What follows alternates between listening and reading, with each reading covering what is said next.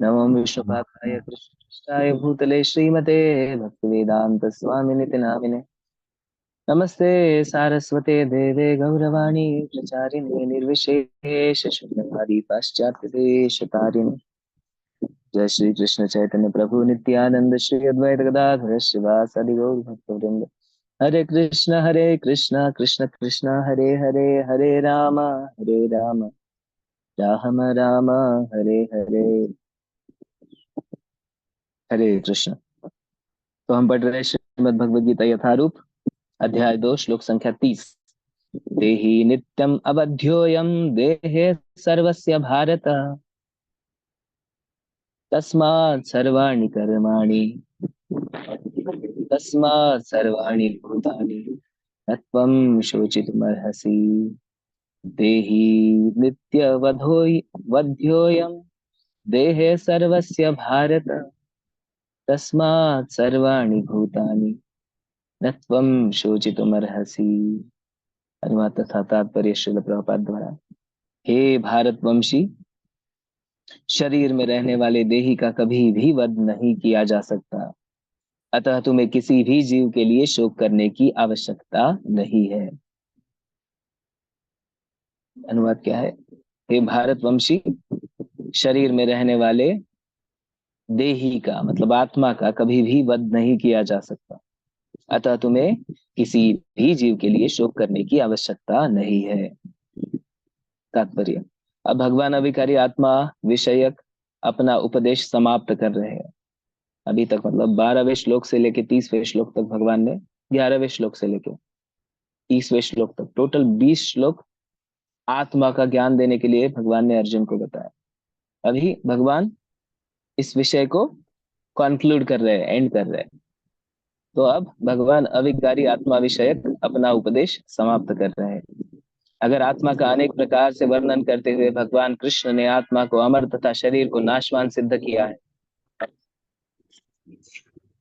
अमर आत्मा कैसी है? आत्मा अमर है और शरीर नाशवान, शरीर को बचाया नहीं जा सकता, आत्मा को मारा नहीं जा सकता। यह भगवान ने अलग अलग प्रकार से समझाया है और सिद्ध किया है। अतः क्षत्रिय होने के नाते अर्जुन को इस भय से कि युद्ध में उसके पितामह भीष्म तथा द्रोण मारे जाए कर्तव्य से विमुक्त नहीं होना चाहिए। तो अर्जुन को चाहिए कि वो अपने कर्तव्य पथ से विमुक्त न हो जाए, कर्तव्य करने से भागे नहीं। क्योंकि क्षत्रिय होने के नाते अर्जुन को कोई भय नहीं है युद्ध में उसके पितामह मारे जाए या उसकी हार हो जाए, कोई भी भय नहीं है, क्योंकि आत्मा को ना मारा जा सकता है और शरीर को ना बचाया जा सकता है। तो मृत्यु क्या है वास्तविकता में? आत्मा शरीर बदलती है, जैसे हम कपड़े बदलते हैं वैसे। कृष्ण को प्रमाण मानकर भौतिक देह से भिन्न आत्मा का पृथक अस्तित्व स्वीकार करना होगा। यह नहीं कि आत्मा जैसी कोई वस्तु नहीं है या कि जीवन के लक्षण रसायनों की अंतक्रिया के फल स्वरूप एक विशेष अवस्था में प्रकट होते हैं। यद्यपि आत्मा अमर है, किंतु इससे हिंसा को प्रोत्साहित नहीं किया जा सकता। फिर भी युद्ध के समय हिंसा का निषेध नहीं किया जाता, क्योंकि तब इसकी आवश्यकता रहती है। ऐसी आवश्यकता को भगवान की आज्ञा के आधार पर उचित ठहराया जा सकता है, स्वेच्छा से नहीं। देखिए यहाँ पे श्रील प्रभुपाद अभी कॉन्क्लूजन दे रहे हैं। क्या बोल रहे हैं? कि भगवान श्री कृष्ण एकमात्र प्रमाण है, तो जो उन्होंने बोला वो प्रमाणित है। धर्मस्तु साक्षात भगवत प्रणीतम, जो भगवान बोलते हैं वो प्रमाण होता है। तो भगवान श्री कृष्ण को प्रमाण मानकर भौतिक देह से भिन्न आत्मा का पृथक अस्तित्व स्वीकार करना होगा। यह शरीर और आत्मा भिन्न भिन्न है, यह स्वीकार करना होगा। भौतिक देह से भिन्न आत्मा का पृथक अस्तित्व, आत्मा का भी अस्तित्व है, यह स्वीकार करना होगा। ऐसा कभी नहीं सोचना चाहिए कि आत्मा जैसी कोई वस्तु नहीं होती और जीवन के लक्षण कुछ केमिकल्स एकत्रित आने के बाद कई कोई एक समय पे होता है, ऐसा नहीं है। केमिकल्स के एकत्रित आने से जीवन की उत्पत्ति नहीं होती, या कॉन्शियसनेस नहीं आता, चेतना नहीं बनती। अगर ऐसा होता तो लेबोरेटरी में तो सारे केमिकल्स हैं, है ना, सारे रसायन उपलब्ध है। क्या कोई साइंटिस्ट आज तक एक मच्छर भी बना पाया है? मशीन बनाएंगे, रोबोट्स वगैरह, पर मच्छर, क्या मच्छर बना पाया है? नहीं, जीवन नहीं बना सकते, मशीन बना सकते। तो ये ऐसा कभी नहीं सोचना चाहिए कि आत्मा का कोई अस्तित्व नहीं होता। हमें भगवान श्री कृष्ण को प्रमाण मानकर आत्मा के अस्तित्व को स्वीकार करना चाहिए। श्रील प्रभुपाद कहते हैं, यद्यपि आत्मा अमर है, आत्मा अमर है, किंतु ऐसा नहीं है फिर आत्मा अमर है तो हिंसा को बढ़ावा दिया जाए, कोई भी किसी की हत्या करे, कोई भी किसी भी पशु को मारे। बिल्कुल नहीं। लेकिन जैसे हिंसा करना मना है, लेकिन युद्ध के समय या लॉ एंड ऑर्डर के लिए, सुशासन के लिए हिंसा करना अनिवार्य होता है। युद्ध जब अनिवार्य होता है, तब अहिंसा, अहिंसा का वहां पे पाठ नहीं पढ़ाना चाहिए। जहां पे हिंसा आवश्यक है, वहां हिंसा करनी होती है, तो वहां पे हिंसा का निषेध नहीं किया जाता, क्योंकि वहां आवश्यकता होती है। जैसे युद्ध है कुरुक्षेत्र में, महाभारत का युद्ध, तो भगवान श्री कृष्ण बोल रहे हैं कि इसकी आवश्यकता है, तो यह अनिवार्य है। तो वहां पे हिंसा, लॉ एंड ऑर्डर को, सुव्यवस्था को बनाने के लिए, जो दुष्कर्मी है उनका नाश करने के लिए भगवान ने योजना बनाई।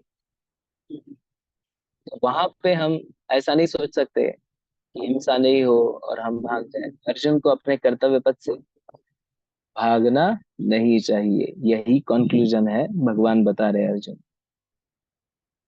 क्योंकि आत्मा को ना मारा जा सकता है और शरीर को ना बचाया जा सकता है। तो ऐसी आवश्यकता को भगवान की आज्ञा के आधार पर उचित ठहराया जा सकता है, स्वेच्छा से नहीं। हम नहीं डिसाइड कर सकते क्या, कहाँ पे हिंसा करनी है और कहाँ नहीं करनी।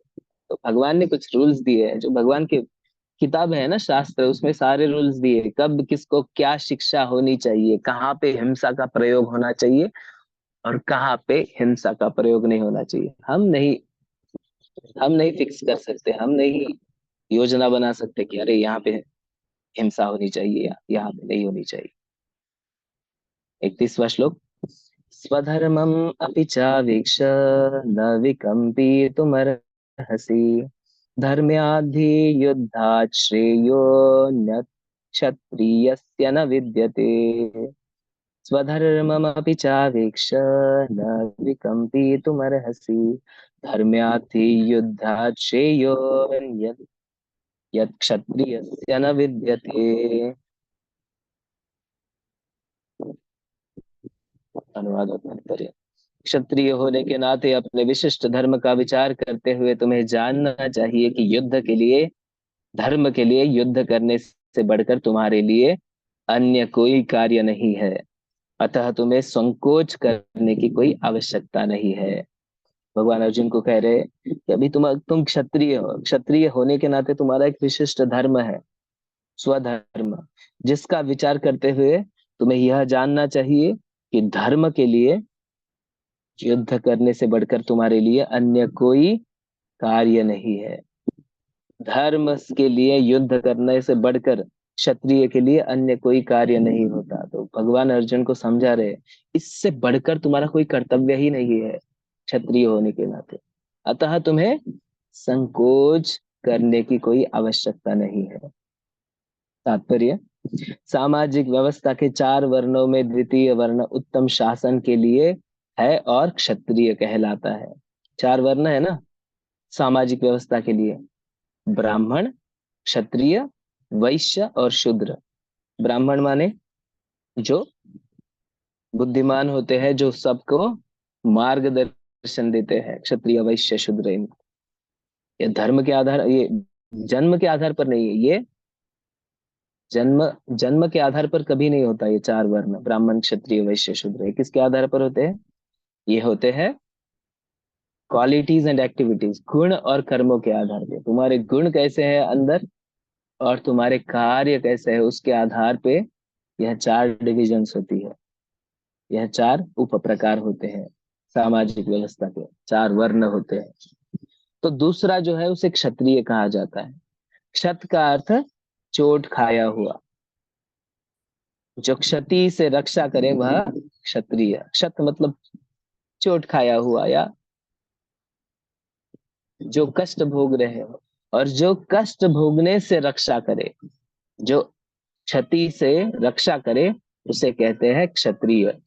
त्रायते, रक्षा प्रदान करने वाला क्षत्रिय। क्षत्त्राय, क्षत्रिय मतलब क्षत त्रायते मतलब रक्षा प्रदान करने वाला। तो क्षत्रियो को वन में आखेट करने का प्रशिक्षण दिया जाता है। क्षत्रिय जंगल में जाकर शेर को ललकारता है और उससे आमने सामने अपनी तलवार से भिड़ता है। शेर की मृत्यु होने पर उसकी राजसी ढंग से अंत्येष्टि की जाती है। आज भी जयपुर रियासत के क्षत्रिय राजा इस प्रथा का पालन करते हैं। क्षत्रियो को विशेष रूप से ललकारने तथा मारने की शिक्षा दी जाती है, क्योंकि कभी कभी धार्मिक हिंसा अनिवार्य होती है। तो क्षत्रियो को, जैसे पुराने जमाने में हम देखते हैं कि राजा महाराजा शिकार पे जाते थे। क्यों? वो शिकार पे जाते थे तलवार से, या कभी कभी बिना तलवार के सिंह को ललकारते थे और उसका वध कर देते थे, और उसका वध करने के बाद उसको राजसी ढंग से उसकी अंत्येष्टि की जाती थी। तो ऐसा नहीं कि वो मजे के लिए मारते थे, अनिवार्य था। क्योंकि क्या है, हर कोई हिंसा नहीं कर सकता, हर कोई किसी को मार नहीं सकता, हर कोई रक्त नहीं देख सकता।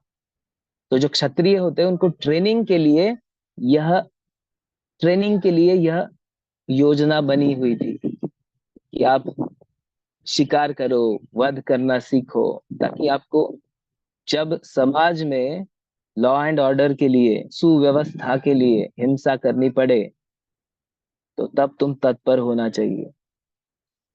तो क्षत्रियो को विशेष रूप से ललकारने तथा मारने की शिक्षा दी जाती थी। क्यों? क्योंकि कभी कभी धार्मिक हिंसा अनिवार्य होती है। इसलिए क्षत्रियो को सीधे संन्यास आश्रम ग्रहण करने का विधान नहीं है। क्षत्रिय संन्यास आश्रम नहीं धारण कर सकते। राजनीति में अहिंसा कूटनीतिक चाल हो राजनीति में अहिंसा कूटनीतिक चाल हो सकती है, किंतु यह कभी भी कारण या सिद्धांत नहीं रही। अहिंसा कूटनीतिक चाल हो सकती है, जैसे शिवाजी महाराज ने कूटनीति की थी, अहिंसा।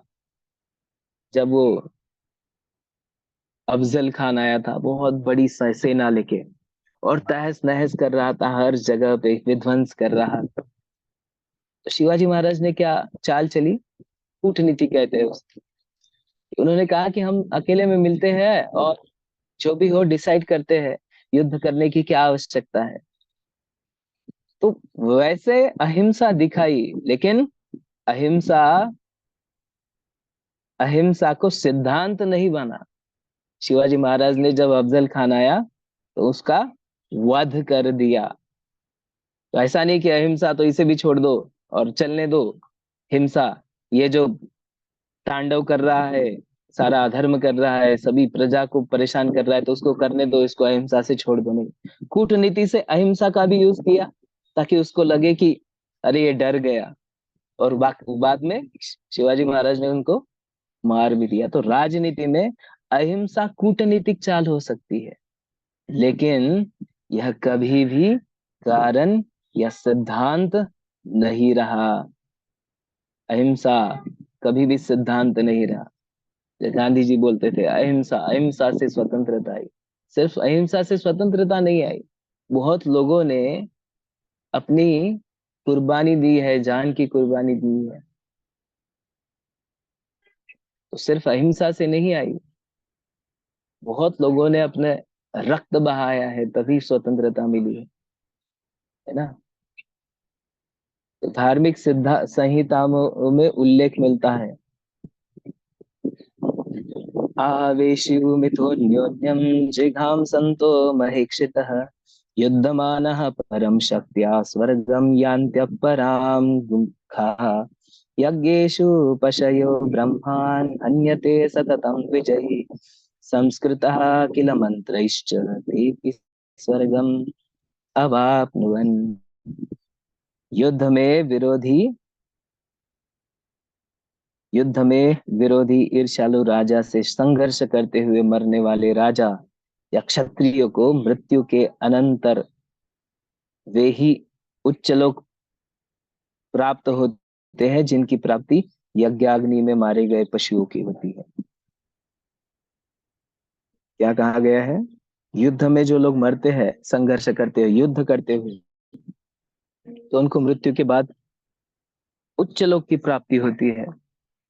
जो प्राणियों को यज्ञ अग्नि में जब प्राणियों को बलि दी जाती है तो उनको दिव्य शरीर प्राप्त होते हैं, स्वर्गादि लोक में शरीर प्राप्त होते हैं। तो उसी प्रकार युद्ध में जो मरते हैं वो यज्ञ के समान ही है। युद्ध में युद्ध करते हुए जो भी क्षत्रिय मृत्यु को प्राप्त करते हैं उनको अगला शरीर उच्च लोक में प्राप्त होता है। अतः धर्म के लिए युद्ध भूमि में वध करना तथा याज्ञ की अग्नि के लिए पशुओं का वध करना हिंसा कार्य नहीं माना जाता, क्योंकि इसमें निहित धर्म के कारण प्रत्येक व्यक्ति को लाभ पहुंचता है और यज्ञ में बलि दिए गए पशु को एक स्वरूप से दूसरे में बिना विकास प्रक्रिया के ही तुरंत मनुष्य का शरीर प्राप्त हो जाता है। इस तरह युद्ध भूमि में मारे गए क्षत्रिय यज्ञ संपन्न करने वाले ब्राह्मणों को प्राप्त होने वाले स्वर्ग लोक में जाते हैं। देखिए, यह सिद्धांत समझना बहुत जरूरी है। आजकल भी वो बहुत सारे कुछ रहते हैं सन या उत्सव कुछ कुछ समाज में, वहां पे बलि चढ़ाई जाती है, सैकड़ों हजारों बकरों की बलि चढ़ाई दी जाती है, लेकिन बलि वास्तविकता में है क्या? यज्ञ यज्ञ की अग्नि में पशुओं का वध करना हिंसा कार्य नहीं माना जाता और युद्ध करना हिंसा युद्ध भूमि में वध करना हिंसा कार्य नहीं माना जाता, क्योंकि इन दोनों कार्यों में निहित धर्म के कारण प्रत्येक व्यक्ति को लाभ पहुंचता है। यज्ञ करने वाले को भी जिस यज्ञ में जिस पशु की बलि दी जाती है उसे अलग अलग शरीर नहीं धारण करना पड़ता, उसे तुरंत मनुष्य शरीर प्राप्त हो जाता है। इतने शक्तिशाली यज्ञ हुआ करते थे। जब गोमेध यज्ञ अश्वमेध यज्ञ होते थे तो वो जो घोड़ा है उसकी बलि चढ़ा दी जाती थी तो उसे तुरंत मनुष्य जीवन प्राप्त होता था, तुरंत। उसे वो जो कर्म के बंधन से जो 84 लाख योनियों में घूमना नहीं पड़ता था, उसे तुरंत मनुष्य जीवन प्राप्त होता। इसी तरह युद्ध भूमि में जो मारे जाते थे क्षत्रिय उनको स्वर्ग आदि लोग। लेकिन आजकल कलयुग में ये कोई भी जो यज्ञ वगैरह है जहाँ पे बलि चढ़ा दी जाती है वो आजकल के लिए लागू नहीं होता, क्योंकि आज कोई भी ब्राह्मण इतने शक्तिशाली नहीं है कि वह किसी प्राणी की बलि चढ़ाकर उसे मनुष्य जन्म प्राप्त करवा सके। इसलिए आज की स्थिति में बलि देना पूर्णतः निषिद्ध है। बाकी श्रील प्रभुपाद जी कहते हैं कि स्वधर्म दो प्रकार के होते हैं। जब तक मनुष्य मुक्त नहीं हो जाता तब तक मुक्ति प्राप्त करने के लिए धर्म के अनुसार शरीर विशेष के कर्तव्य करने होते हैं। स्वधर्म दो प्रकार के होते हैं। तो जब तक वह मुक्त नहीं हो जाता तो ये शरीर के जो धर्म है उसे करने होते हैं। ऐसा नहीं कि फिर हम लोग भक्तगण बन गए तो हम अभी बाकी कुछ नहीं करेंगे, अब हमारे लिए जो प्राप्त कर्म है धर्म के वो नहीं करेंगे, तो ये उचित नहीं है। जब तक मनुष्य मुक्त नहीं हो जाता तब तक मुक्ति प्राप्त करने के लिए धर्म के अनुसार शरीर विशेष के कर्तव्य करने होते हैं। मुक्ति प्राप्त करने के लिए जो धर्म के सिद्धांत है उनके अनुसार कर्तव्य करने होते हैं। जब वह मुक्त हो जाता है तो उसका विशेष कर्तव्य या स्वधर्म आध्यात्मिक हो जाता है और देहात्म बुद्धि में नहीं रहता। तो मुक्त होने के बाद उसका कर्तव्य पूर्णतः आध्यात्मिक हो जाता है और वह देह आत्म बुद्धि में नहीं रहता, वह शरीर के स्तर पर नहीं रहता। जब तक देहात्म बुद्धि है तब तक ब्राह्मणों तथा क्षत्रियों के लिए स्वधर्म पालन अनिवार्य होता है। जब तक देहात्म बुद्धि है तब तक ब्राह्मणों तथा क्षत्रियों के लिए स्वधर्म पालन अनिवार्य होता है। स्वधर्म का विधान भगवान द्वारा होता है, जिसका स्पष्टीकरण चतुर्थ अध्याय में किया जाएगा। शारीरिक स्तर पर स्वधर्म को वर्णाश्रम धर्म अथवा आध्यात्मिक बोध का प्रथम सोपान कहते हैं। शारीरिक स्तर पर स्वधर्म मतलब क्या? वर्णाश्रम धर्म। अपने गुण और कर्मों के आधार पे हमने ब्राह्मण क्षत्रिय वैश्य शूद्र इस प्रकार के धर्म को पालन करना चाहिए, जो भी हमारे गुण और कर्मों के आधार पे होगा। और यह जो वर्णाश्रम धर्म है, इसका बोध आध्यात्मिक बोध का प्रथम चरण कहते हैं वर्णाश्रम धर्म को। तो वर्णाश्रम धर्म अर्थात प्राप्त शरीर के विशिष्ट गुणों पर आधारित स्वधर्म की अवस्था से मानवीय सभ्यता का शुभारंभ होता है। वर्णाश्रम धर्म मतलब क्या? शरीर जो मिला है उसमें कुछ विशिष्ट गुण मिले हैं साथ में शरीर के साथ, और विशिष्ट गुणों के आधार पे स्वधर्म की अवस्था से मानवीय सभ्यता का शुभारंभ होता है। जो गुण मिले हैं उसके आधार पे स्वधर्म की अवस्था, इससे हम मानवीय सभ्यता को शुरू करते हैं।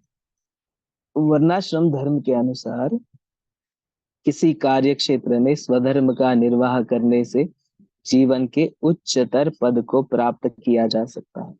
वर्णाश्रम धर्म मतलब क्या? जो निहित कर्म दिए गए हैं हमें हमारे कर्म और गुणों के आधार पे, उनका पालन करना, और वो एक स्टेप है भगवान को प्राप्त करने की, या हमारे जीवन को हम परिपूर्ण बना सकते हैं वर्णाश्रम धर्म के नियमों का पालन करते हुए। ये क्या होता है? जैसे ब्राह्मण है, ब्राह्मण मतलब जो बुद्धिवादी बुद्धिवान होते हैं, जो शिक्षा देने का कार्य करते हैं, यजन याचन पठन पाठन, तो वह क्या मार्गदर्शन करते हैं बाकी लोगों को। ऐसा नहीं है कि ब्राह्मण जो जनेऊ धारण कर लिया, 2 रुपए का कप वो जो धागा है वो पहन लिया मतलब ब्राह्मण हो गया, बिल्कुल नहीं। जो लोग अपना ब्राह्मण होने का रुतबा चला के दिखाते हैं कि हम ब्राह्मण हैं, हम भी ब्राह्मण हैं, बाकी कोई ब्राह्मण नहीं है, और जो ये करते हैं जन्म के आधार पर, वो वास्तविकता में ब्राह्मण नहीं है। कलयुग में कलौ शूद्र संभवा, जन्म से हर कोई कलयुग में शूद्र ही पैदा होता है। जन्मना जायते शूद्र संस्कारात् भवेत् विप्र वेद पाठात् भवेत् द्विज वे ब्रह्म जानाति ब्राह्मण। जो भगवान को जानता है वही ब्राह्मण होता है। जो स्वयं को जानता है, जो आत्मा और परमात्मा के ज्ञान को जानता है, उसे ब्राह्मण कहते हैं। क्षत्रिय लॉ एंड ऑर्डर बनाए रखने के लिए जो कार्य किए जाते हैं उसे क्षत्रिय कहते हैं। वैश्य बिजनेस क्लास, जो बिजनेस करते हैं, जो व्यापार करते हैं, उनका प्रमुख व्यापार क्या है? वास्तविकता में वर्णाश्रम धर्म के अगर आधार पे अगर देखा जाए तो वैश्य कृषि गोरक्षा वाणिज्यम। कृषि मतलब खेती, गोरक्षा मतलब गाय की रक्षा, और वाणिज्य मतलब व्यवहार। तो इसके आधार पर उनका उधर निर्वाह होता है और उनके लिए निहित कर्म यही है। और वैश्य जो इन तीन प्रकार के कार्य नहीं कर सकते और उनके गुण उसको प्रमाण नहीं देते, उसके गुण ही वैसे है कि वो सेवा करे, तो उन्होंने उसने क्या करना चाहिए? इन 3 वर्ग की सेवा में लगना चाहिए। तो ये होता है वर्ण आश्रम। और ये किसने बनाया है? चातुर्वर्ण मया सृष्टम गुण कर्म विभागशः। भगवान कह रहे हैं कि ये मैंने बनाए हैं। आज भी हम देखते हैं कि वर्णाश्रम ऐसे डायरेक्टली तो नहीं दिखता है, लेकिन हर कोई शूद्र का ही काम कर रहा है, हर कोई किसी के अंदर सेवा कर रहा है। कुछ लोग जो टीचिंग प्रोफेशन में है उनको समझो, जो शिक्षक शिक्षक वगैरह है उनको हम ब्राह्मण समझ सकते हैं कि ब्राह्मणिकल काम कर रहे हैं। क्षत्रिय जो पुलिस डिपार्टमेंट आर्मी डिपार्टमेंट है वो क्षत्रिय का काम कर रहे हैं। बाकी सारे लेबर लोग जो भी काम करते हैं वो सारे शूद्र हुए। ठीक है, किसी का कोई प्रश्न हो तो पूछ सकते हैं, नहीं तो हम लोग रुकते हैं यहाँ पे।